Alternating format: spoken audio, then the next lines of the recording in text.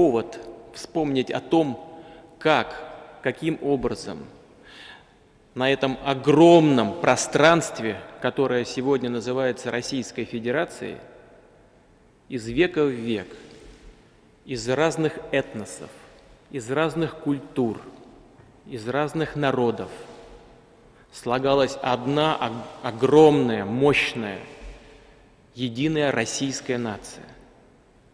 Такая многообразная и такая единая по духу.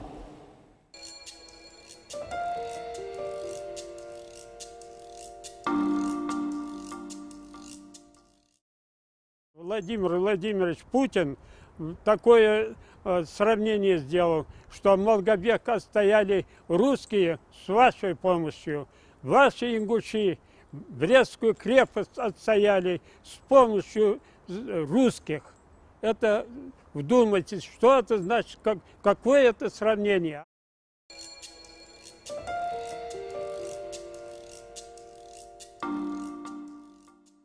Я тебе честно даю слово, здесь невозможно было.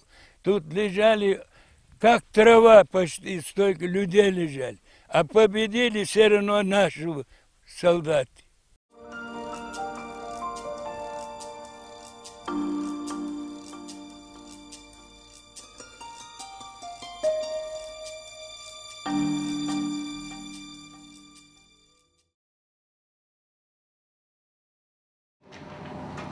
Здесь, когда поставим двери, уже начнем делать работу внутри храма, штукатурку, шпаклевку. И, естественно, будем делать здесь теплые полы, потому что храм очень высокий, и тепло надо, чтобы шло от пола, и как раз на рост человека хватает тепла. Передняя часть храма – это есть алтарь. Перед алтарем устанавливается иконостас резной с иконами. То есть эта часть будет отделена от храма, это святая святых. Вот этому храму старый, который стоит, ему уже более 100 лет. То есть в течение века здесь храм не строился православно. Для нас, конечно, для всех православных это знаменательный момент, радостный момент. И за это, конечно же, благодарность очень большая президенту, который поддержал мою инициативу, который до сих пор беспокоится о каждых проблемах, какие есть в церкви. Помогает не только президент, помогают даже простые предприниматели. Приезжают и говорят: вот, батюшка, то, что мы хотим на святое дело, на храм Божий пожертвовать.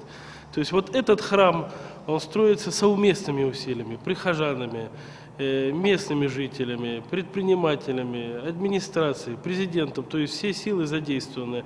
Даже задействованы силы из Москвы, люди привозят пожертвования.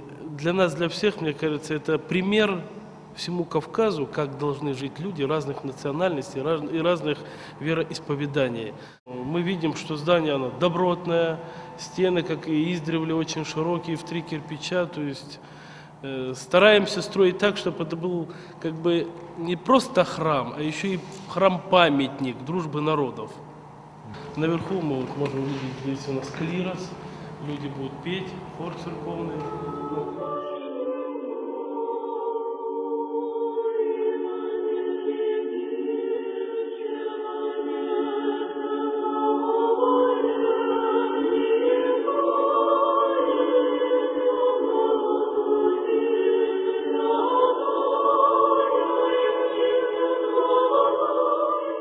Сейчас ведется работа по подготовке установки куполов. Приедет владыка Ставропольский, Владикавказский Феофан, будет Мурат Магомедович Зязиков, приедут гости из Москвы. То есть это будет очень знаменательный и торжественный момент.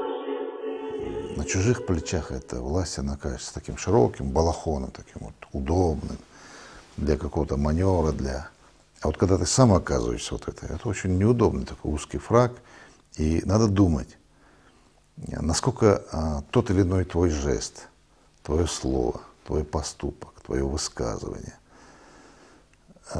оно поможет народу, насколько оно повредит народу, который не там за тобой стоит, а народ, который стоит рядом с тобой.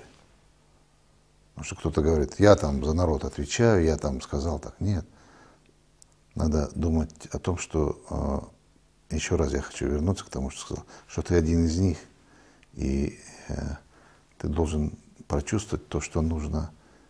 Где-то, может быть, даже не популярное решение принять.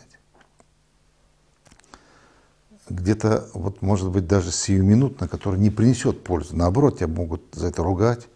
Но в конечном итоге, когда практически выход оказывается, это единственное правильное решение.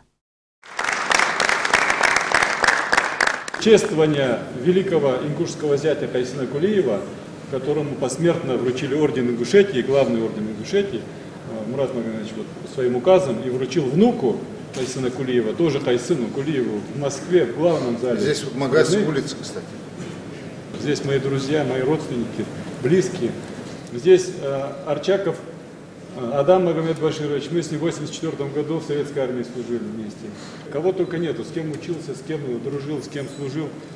И также каждый из нас может сказать. Наши рода по 1000 лет, нашим родам. Древняя и вечно молодая Ингушетия в вашем лице, Мурат Магомедович, я призываю всех объединиться. Это сила, такой руководитель на юге России. Я искренне хочу сказать, Мурат Магомедович, 6000 человек в главном зале России, в Государственном Кремлевском дворце 3 ноября, это все заново для себя открыли Ингушетию. Полюбили народ Ингушетии. Вы от души по-настоящему, по-государственному поздравили наших деятелей культуры. Спасибо вам большое. Это ваш фильм.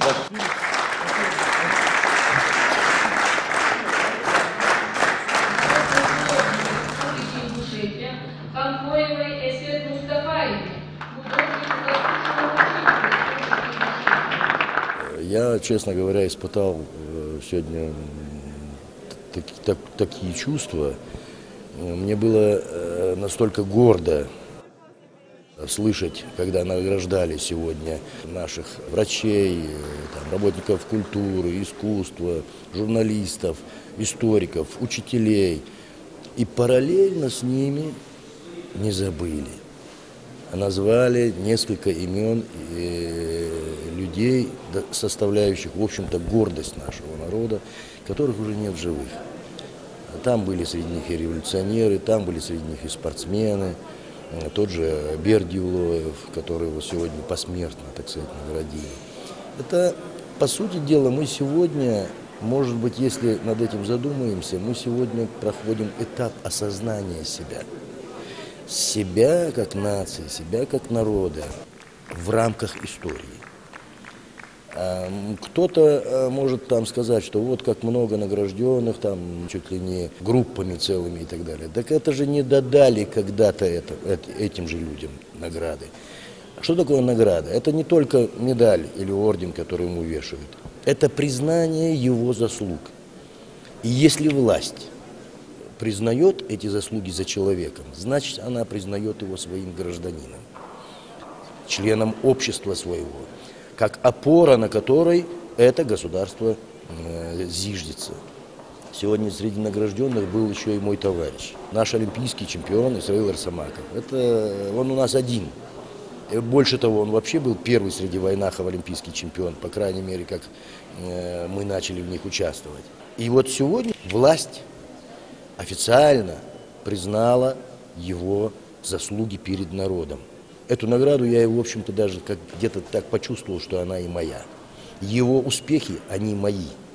И если будет все, что мы в этой жизни видим, лучшее происходить с нами, с нашей республикой, это же нам только плюс.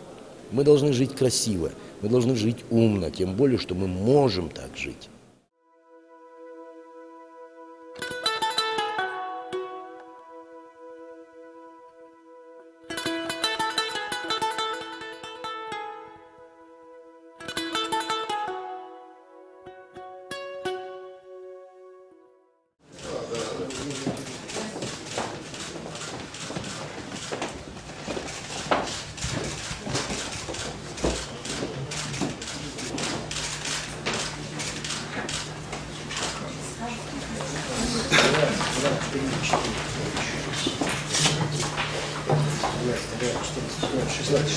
Почти рекорд. Здравствуйте. Сегодня у нас, судя по наполнению зала, достаточно интересная пресс-конференция, встреча Мурат Зязиков, президент Ингушетии. На Кавказе нет слабых народов, там, немужественных народов, плохих народов или как бы не понимающих народов. Все на Кавказе, на юге нашей страны, включая Донское, Терское, Кубанское казачество и Ингушетию, это очень достойные люди, и каждый мы у себя наводим порядок. Этим мы отличаемся от других регионов и от другой части света.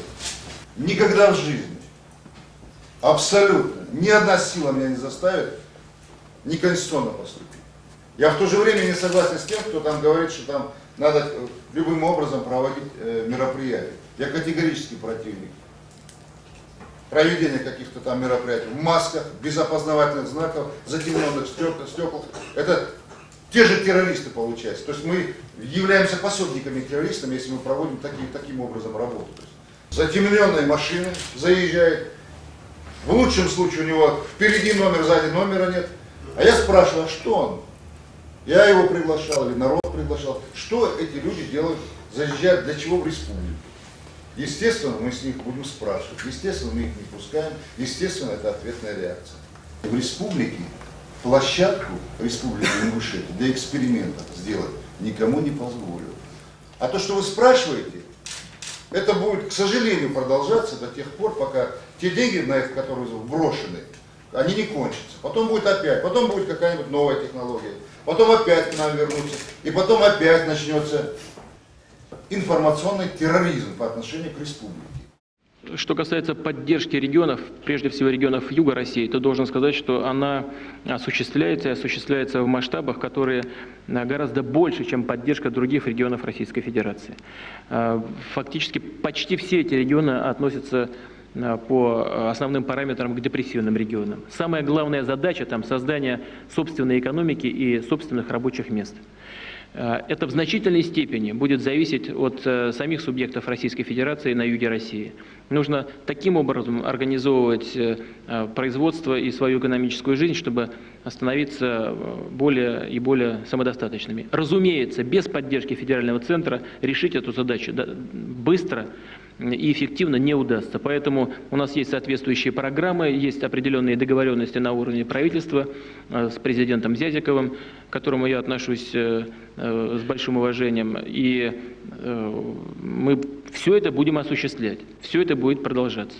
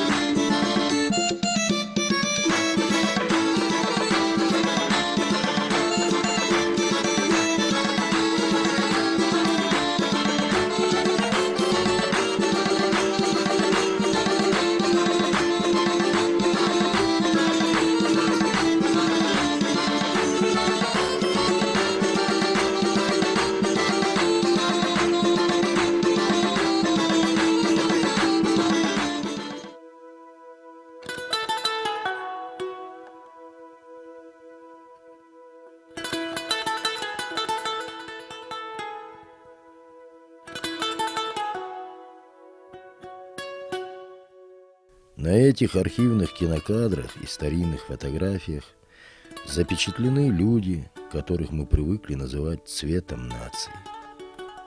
Это лучшие сыны и дочери ингушского народа. Лучшие, самые достойные. Честь и совесть своего народа, его достояние и его история. Словом, ингуши. Большинство из этих славных людей, кроме эпохи, в которую они жили, объединяет еще одно обстоятельство. Они закончили свой земной путь и ушли в мир иной, безвременно и насильственной смертью. По наветам соратников из окружения, односельчан и даже родственников. Можно сколь угодно винить в их смерти власть, государство или режим. Можно клеймить тоталитарный строй, и его идолов-вождей. Можно списывать ответственность на кого угодно.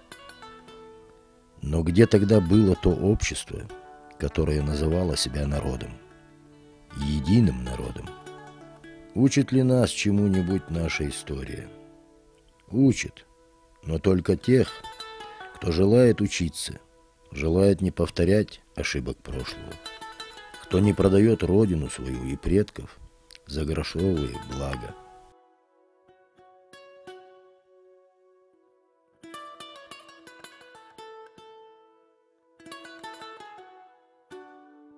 Человек, говорят, сам является кузнецом своего счастья. Как несложно быть таким кузнецом. Нужно только одному сплотиться со вторым. И тогда к ним обязательно примкнет третий. Трудно ответить однозначно на этот вопрос. Очень трудно. Задумываясь над этим вопросом и часто ловишь себя, почему это происходит.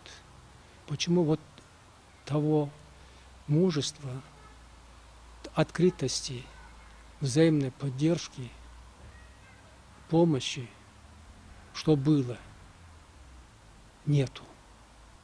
Я хотел бы, когда наши выбрали руководителя, будь он кто бы он ни был, поддержать ему, помочь ему во всем. Когда ты имеешь право голоса, голосуешь, выскажи, агитируй людей. Ну, раз выбрали, подчиняйся и помогай. Ингушское общество, как гражданская составляющая государства, еще только осознает свой потенциал. Люди присматриваются друг к другу не просто граждан, которые вот живут по-соседски друг с другом, а пытаются найти в своих друзьях, в своих товарищах, в своем окружении духовную, мощную силу, которая скажет: мы граждане Ингушетии, здесь жили наши предки, здесь живем мы, и здесь будут обязательно жить наши дети. Почему мы высоко оцениваем разного рода презентации Ингушетии, которые прошли в последнее время в Европарламенте, в Парламентской ассамблее Совета Европы, в Сенате Голландии? Потому что эти мероприятия крайне важны для того, чтобы открыть Ингушетию. И вслед за Ингушетией раскрыть глубокий внутренний многонациональный мир Российской Федерации. Когда они видели ингушский ансамбль песни и пляски, когда они получали информацию о том, что ингушские юноши и девушки становятся чемпионами мира, чемпионами Европы, что мальчишки и девчонки из Ингушетии овладевают самыми серьезными методологиями в интернете, у них, естественно, возникает вопрос. Нам все здесь говорят, в Ингушетии проблемы трудно, республика компьютеризируется, в республике строятся современные медицинские учреждения, республика создает рабочие места по вектору современных таких технологий. И, конечно, у них в сознании закрадывается сомнение, где-то что-то неладно. Нужно создать мощную пропагандистскую имиджевую структуру. Нужно не пожалеть бюджетных денег, может быть, какие-то спонсоры найдутся, с тем, чтобы показывать Ингушетию со всех сторон. Показывать в полноте, показывать в работе, в преодолении трудностей и сложностей, показывать исторический генезис, говорить, когда эта нация возникла, когда она вошла в состав Российской Федерации, объединила свои силы. И главное, показывать роль Ингушетии, пусть она небольшая на сегодня, она будет расширяться на международной арене. Знаете, перед моими глазами поездка с президентом Ингушетии в Иорданию в прошлом году, в июне прошлого года, и после встречи с королем Иордании мы поехали увидеться, поговорить с представителями вайнахской диаспоры. Зязикова воспринимали как глоток свежего воздуха. К нему подходили, старики молились, подходили, знакомили детей. Эта встреча была более 3 часов. Она растрогала ту и другую сторону. Они говорили, да, вот мы как бы находимся за границей, иорданская власть очень хорошо к нам относится, но душа-то у нас неспокойна, мы же все равно смотрим в сторону Кавказа. Мы говорим и общаемся со своими родственниками. Мы переживаем то, что у вас происходит. Мы радуемся за ваши успехи. И я подумал тогда, как важно, чтобы власть и федеральная, и региональная как можно больше внимания уделяла вот этим нашим соотечественникам. Сегодня их насчитывается в мире 25 миллионов человек. Их надо объединять. Им надо помогать не забыть и родной свой язык, там, чеченский, ингушский, русскую культуру, чтобы они не забыли. Тогда это будут люди, которые, живя на территории другого зарубежного суверенного государства, будут нашими союзниками.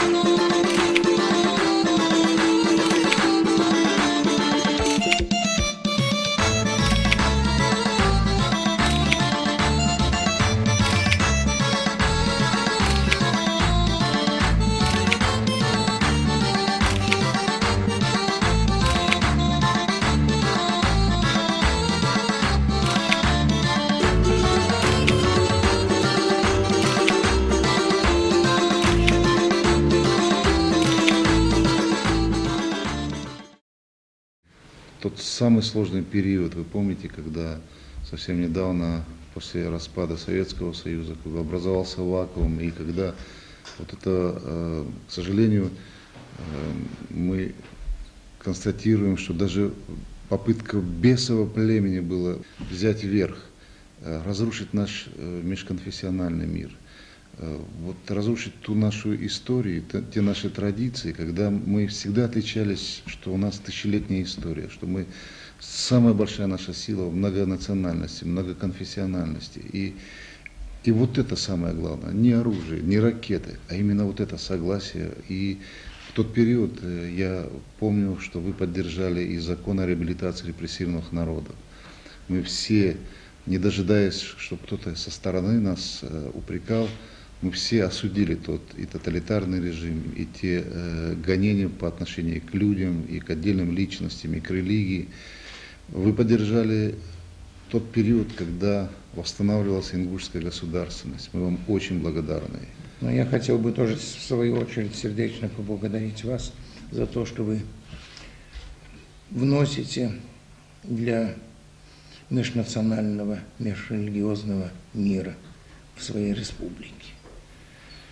Не так уже много сегодня русскоязычного осталось населения, но вы призываете возвращаться русскоязычных, чтобы поддерживался бы и дальше межнациональный и межрелигиозный мир.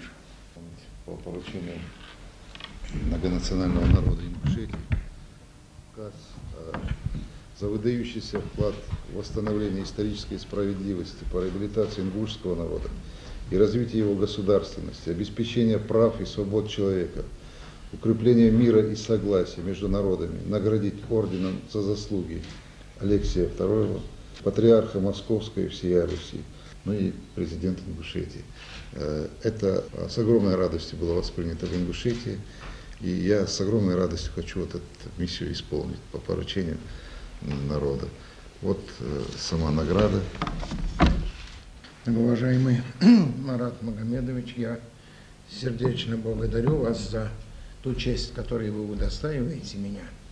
Считаю, что во многом это и аванс. Потому что не так много я сделал для ингушского народа. Но в своей деятельности в очень нелегкий период для России за 15 лет своего патриаршего служения я всегда старался направить свои усилия на сохранение нравственного здоровья общества. Это наша общая задача межнационального согласия, межрелигиозного согласия, сотрудничества, взаимопонимания, чтобы преодолеть те негативные последствия, которые иногда провоцируются извне. Потому что наши народы, они на протяжении веков жили вместе и являли пример доброго согласия и сотрудничества. И вот это сотрудничество надо продолжать, и все мы в этом отношении должны служить и будем служить этим целям.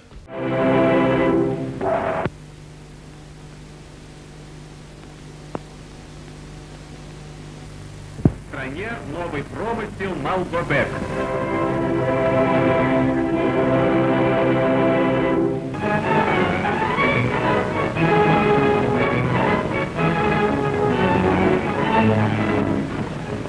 Недра Малгобека таят в себе исключительные нефтяные богатства.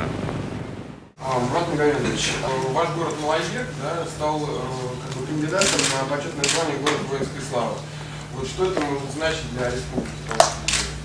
По поводу Малгобека мы ждали исторически предки ингушей. Мои старшие, я могу сказать по своей семье, мы ждали этот день. 63 года мы ждали этот день. Это историческая справедливость восстановилась. То есть практически на Кавказе все вот продвижение фашистов восстановили именно Малгобек. Малгобек 14 раз из рук в руки переходил. И они рвались. Если бы они захватили бы Малгобек, фашисты, они бы прошли бы в Грозный, в Баку, и судьба бы, вы знаете, вот выражение образное, и Чуйкова, и Гречка, и в большой энциклопедии сказано. И Этуш наш, Владимир Абрамович, как раз был на заседании этого, он защищал, будучи лейтенантом, сейчас он великий человек, он защищал тогда, будучи просто лейтенантом, Малгобекскую землю. И для нас это очень важно. И не потому, что там дополнительные инвестиции будут, не потому, что мы там, просто мы, вот как самое святое, вот, оберегали места захоронения. 120 тысяч человек погибло, защищая Малгобек. Город защищало не только взрослое население. Подростки, учащиеся старших классов, окрестных с Малгобеком сел, Пседах, Иннарки, Сагапши, других, помогали солдатам, приносили им в окопы еду, информацию о передвижении фашистских подразделений. В историю малгобекских сражений навечно вписан подвиг местного школьника Володи Мордвинова, который погиб при переходе линии фронта, когда пробирался в расположение наших войск с ценными сведениями. Баширу Мамилу в те памятные дни было 13 лет, но война не пощадила и его. Я на тракторе прицепщиком стал, пахать надо, сеять надо. Вот нас в бригаде, я был в Седавской бригаде, прицепщиком, тракторист Белтою был со мной. И на тракторной мине наскочил, и меня вот это покалечили, а его убили сразу, он умер. Такое дело получилось у нас. Зязику затеял разговор. Вот дай Бог ему здоровья. И внимание обратил Путин Владимир Владимирович. Значит, заслуживает. Здесь лежали трупы людей. Я тебе честно даю слово, здесь невозможно было. Тут лежали, как трава почти, столько людей лежали. А победили все равно наши солдаты.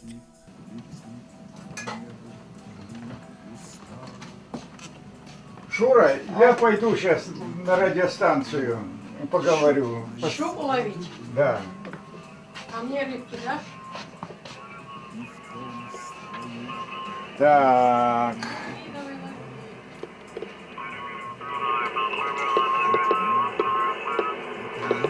РК-6 Щука Васильянна. Дробь Павел, Ульяна 3, Галина Щука. Дауд, вы еще на чистоте? У 3 Галина Щука, РК-6 Щука Васильянна, дробь Павел. О, Петр Васильевич, добрый день, дорогой. Здравствуйте, Петр Васильевич. Рада вас слышать, дружище. Сколько мы ждали вас, Петр Васильевич. Дай Бог вам здоровья. У 3 Галина Щука, я Роман Киловатт 6, Щука Василий Антон. Как ваше драгоценное здоровье, дорогой Петр Васильевич? Я нахожусь на Терском хребте. Со вчерашнего дня жду вас и не мог никак дождаться. Вот наконец-то дождался, Петр Васильевич.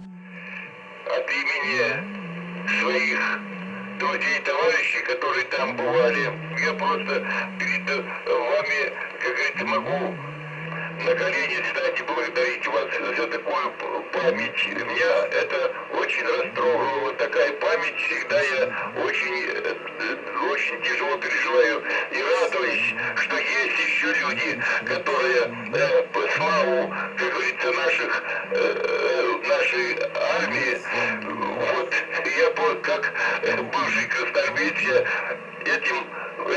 это просто, я рад, что есть такие люди. Низкий поклон вашему президенту и всему окружению, кто это дело возрождает и продолжает память победную, как говорится, славу нашей Красной Армии. РК-6 Щука Васильянна, дробь Павел, у 3 Галина Щука на приеме. Уважаемые участники, протокол номер 1. Заседание счетной комиссии по определению результатов тайного голосования членов Российского организационного комитета Победы по рассмотрению ходатайств законодательных и представительных и высших исполнительных органов государственной власти субъектов Российской Федерации о присвоении почетного звания «Город воинской славы», представленных на рассмотрение 25-го заседания Российского организационного комитета Победы 18 сентября 2007 года. При вскрытии урн для тайного голосования голоса распределились следующим образом. Малгобек – 23.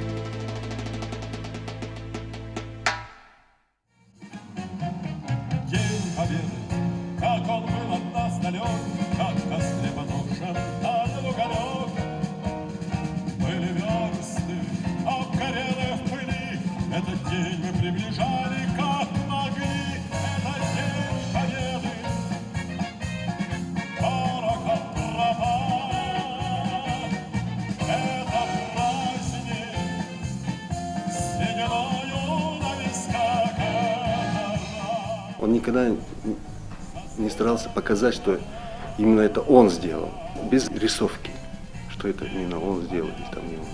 Он всегда старался отдавать для народа, для людей, чтобы наш народ возвысить, вот, чтобы он стал великим народом. Вот эта цель, такая мысль была.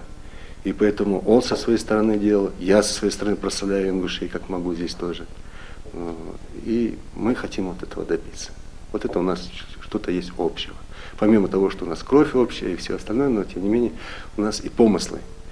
У него очень тяжелый, конечно, труд, очень непосильный. Я бы, наверное, не рискнул бы все-таки такую обузу на себя взять, отвечать за всех и все нести. И самое главное, еще бывают такие моменты, когда бывают популярные, но такие временные какие-то меры, которые можно сказать, о, какой хороший. Но он отсекает это взамен того, что есть впереди большое стратегическое, общее благоденствие для народа.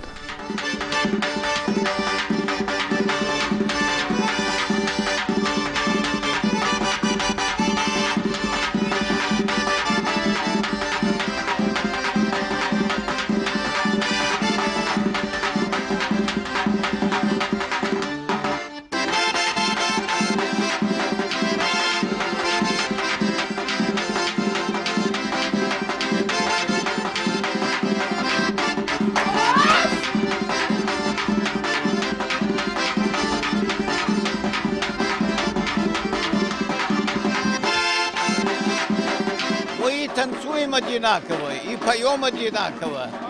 Наши обычаи одинаковые. И воевали за свою землю, за свои горы одинаково. Вот результаты голосования показали.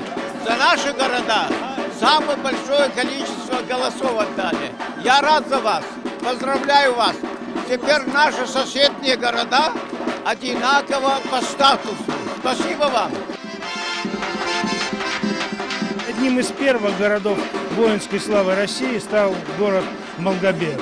Я честно и откровенно говорю, что, конечно же, я голосовал и переживал за Ингушетию, за столицу Ингушетии по многим причинам. Я желаю жителям города и всей республики мирного неба над всеми нами, над всеми. Я желаю, чтобы та звезда удачи, которая всегда светит и греет нас, источала свет ровный, свет, который принесет уверенность в завтрашнем дне. Навсегда мы забудем такие понятия, как взрывы, теракты. Вот этого я хочу прежде всего пожелать всем жителям. И я хочу, чтобы знали в Ингушетии и помнили, что мы с вами, мы разделяем с вами и радость. Ну а если случилось какое-то горе, конечно же, мы вам сочувствуем и всегда готовы прийти на помощь. Вместе, только вместе мы сможем преодолеть те трудности, которые сегодня, увы, существуют. Удачи, успехов во всем и счастья прежде всего.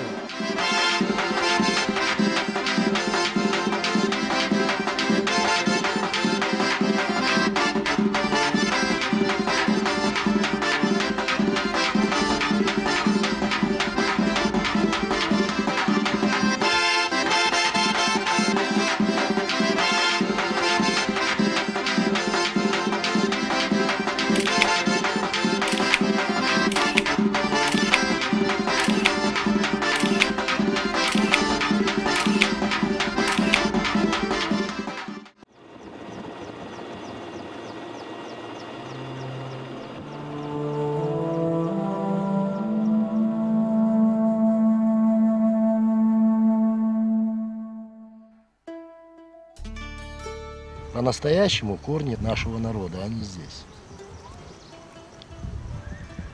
Мое глубокое убеждение, что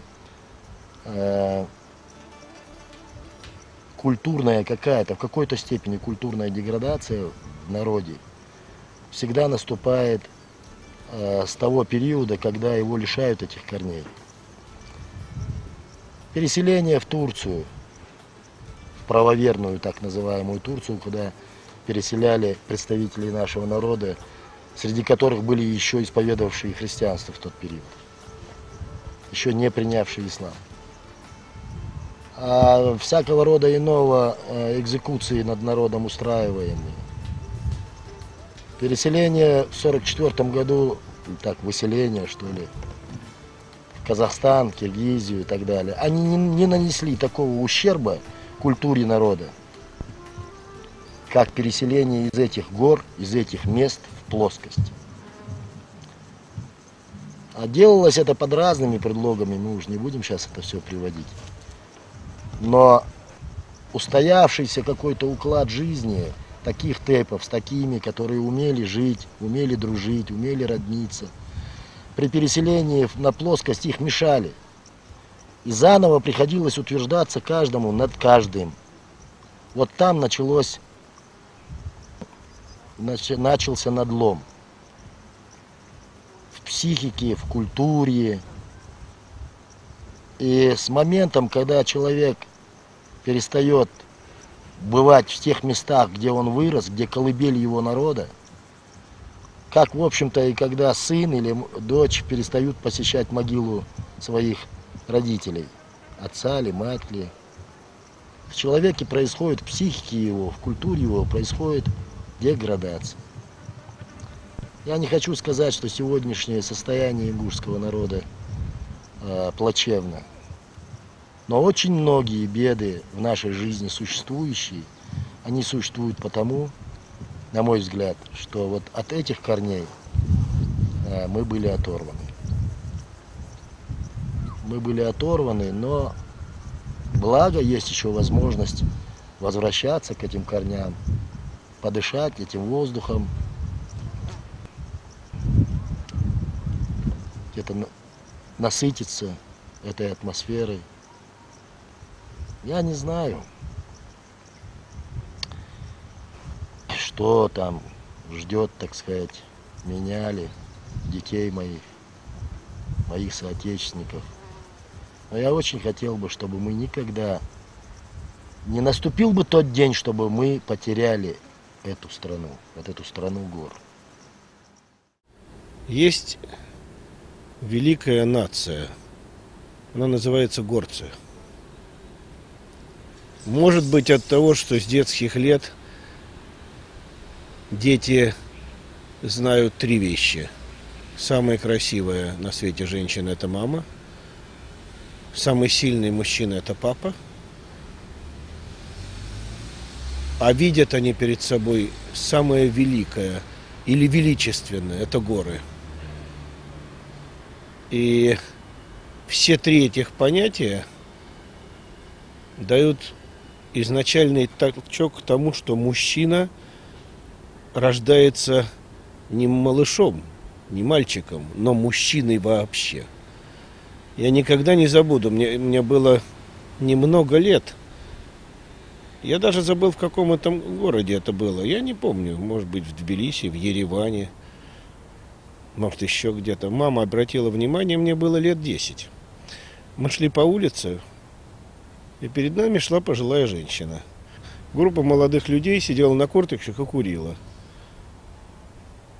И, повторяю, впереди шла вот эта пожилая женщина. Они все встали, спрятали сигареты за спину, подождали, пока она прошла мимо, и сели на корточки и стали курить дальше. Наверное, этому нельзя научить. Это впитано с молоком матери. Это высокое уважение к женщине, как к продолжательнице рода, но это уважение мужчины. В горах должно быть одно эхо. Одно. Это когда отец зовет сына или жених зовет невесту. Нельзя, чтобы в горах было эхо от выстрелов. В том, что я сказал, есть большое отражение в человеке, которого я уважаю. Президент Республики Ингушетия – горец. Он мужчина. То, что сегодня этот край представляет горец, в истинном смысле этого слова, мне, жителю равнины, приятно и для меня честь пожать ему руку. Дай вам Бог мира на вашей земле.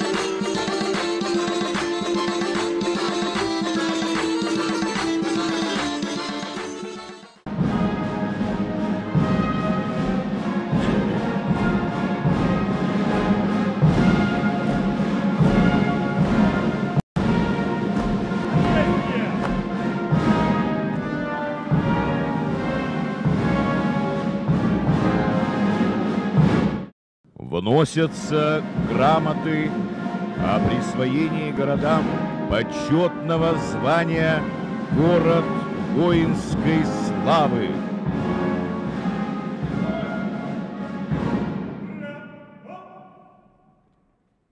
В 1612 году объединялись люди самых разных вероисповеданий и национальностей для того, чтобы спасти общую, единую родину – Россию.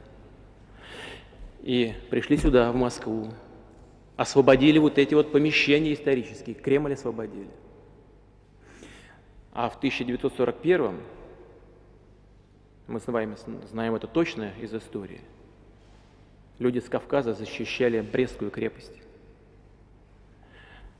Русские люди защищали Кавказ. И всегда, когда мы объединяли свои усилия, мы побеждали.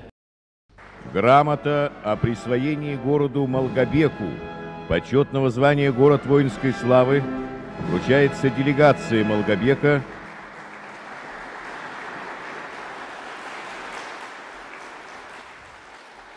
выносится государственный флаг России, знамя победы и знамя вооруженных сил России.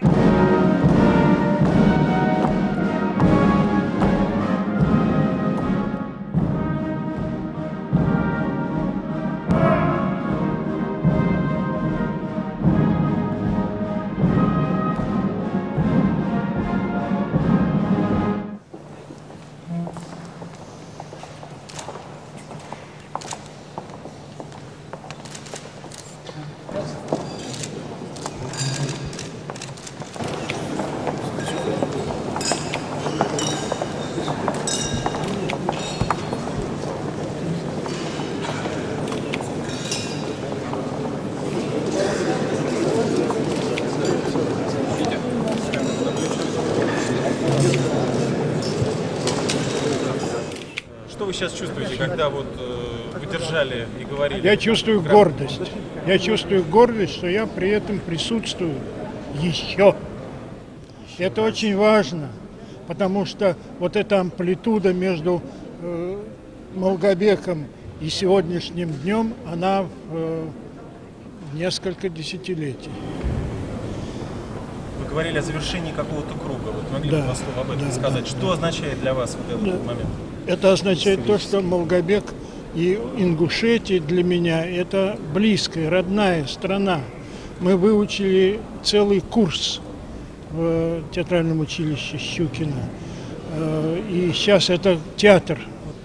А что касается круга, то этот круг для меня – это начало моей военной карьеры в 20 лет. Я был в Ингушетии, в Малгобеке, и сейчас в 85, извините, я присутствую на этом мероприятии в Кремле, где прославляется город воинской славы. Нельзя идти вперед, постоянно оглядываясь назад. Конечно, надо заглядывать в прошлое, в историческое наше прошлое. Оно очень доброе, самобытное, хотя и сложный период был для нас. Но действительно, мы должны смотреть вперед. И только вперед. Потому что если человек живет как бы проблемами прошлого, заслугами прошлого поколения, здесь созидательного пути не получается. Вы знаете, до меня была жизнь, при мне есть жизнь, и после меня будет жизнь. Но я говорю, что вот я хочу сделать вот это вот. Вот это я принял, я хочу сделать вот это. Вот что-то конкретное я хочу сделать, скажем, в течение 3 лет, что-то в течение 5 лет. И вот когда что-то то, что ты планируешь в течение, там, скажем, 5 лет, получается за 2 года, или наоборот, там, когда поменьше, еще времени проходит. Я думаю, что вот это самая большая такая хорошая динамика и самое большое богатство. Это как раз тот потенциал, который нам оставили наши предки. Добрые имена, красивые башни, самобытную культуру, уникальную. И то мужество, ту стойкость, тот героизм, который они проявили в сложное для них историческое время. Очень много примеров. Это нужно сохранить, это нужно приумножить, на это надо опираться. Как хочется верить, что эти гордые и красивые люди, видя нас сегодня, радовались бы тому, как мы живем, как сохраняем все традиции, ими завещанные. Как хочется верить, что они наблюдают нас из своего далекого прошлого и радуются, что мы не потеряли себя и не растратили их ценности, что мы не разучились преодолевать трудности, что мы тверды в своих устремлениях и едины в своей жажде жить в добре и согласии, с самими собою в первую очередь, что мы твердо и ясно представляем себе, как живем сегодня и какую жизнь строим, и как хочется перед взором отцов и дедов иметь право, глядя им в глаза, произнести вслух: «Честь имеем».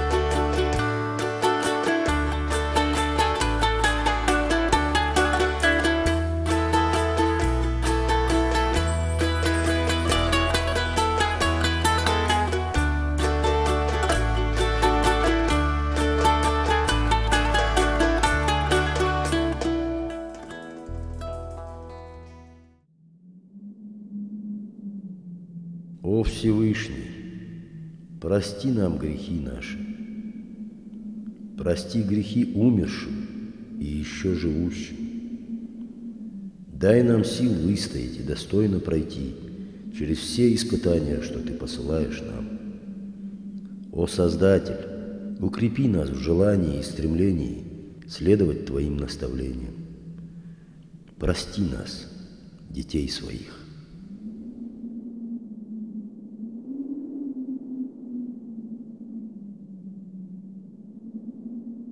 اللهم اغفر لحينا وزن ديال جيش ديلح تقديم بولشان جيش ديلح وميتنا وزن ديال تقبينشان جيش ديلح وشاهدنا وزن ديال تقصى بولشان جيش ديلح وغائبنا وزن ديال تقارح بولشان جيش ديلح وصغيرنا وزن ديال تقزعميشان جيش ديلح وكبيرنا وزن ديال تقبوقشان جيش ديلح وذكرنا وزن ديال معناها جيشتنا وأنسانا وزن ديال أقلناها جيشتنا اللهم وزن ديال من أحييته منا تخنقر أي حق الجوال وزن ديال فأحييه على الإسلام وزن ديال بصل دين تحولش حق الله حس ومن توفيته منا وزن ديال تخنقر أي عقل وجوال حقيل دعوير زجوال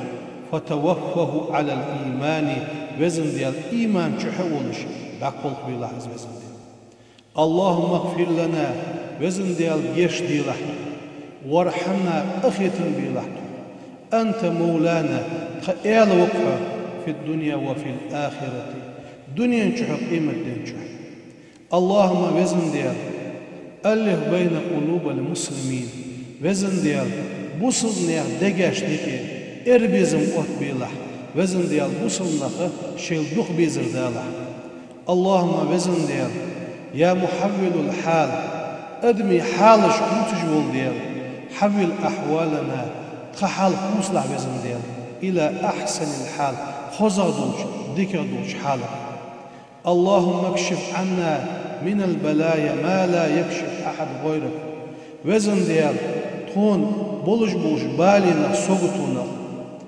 أيغماركا يختوغ يشواتش بوا بالا سوغتو يغتيخي وزن ديال بوصلنا خاتون بارغتو يلا وزن ديال اللهم وزن ديال آتنا في الدنيا حسنة وزن ديال دنيا نشعدك دالحتو وفي الآخرة قيمة دين نشعدك دالحتو وقنا عذاب النار وزن ديال جوجغة العاسبة لوردي لحتو وزن ديال اللهم بارك لنا فيما أعطيتنا وزن ديال أتون دنش حمنجح وزن ديال بركة صودك لحتو ورزقنا رزقا حلالا وزن ديال أيغ مجدو أتون رزق حانو نعمة حانو رزق دالحتو اللهم ثبت أقدامنا على الحق وزن ديال قكوغش بقش حمن إحسوس دي لح وزن ديال بقش حمن إحليل دي لح بقحم عمدي لح اللهم اصلح أمة محمد وزن ديال قوت وادي لح درك حي إلشن أمة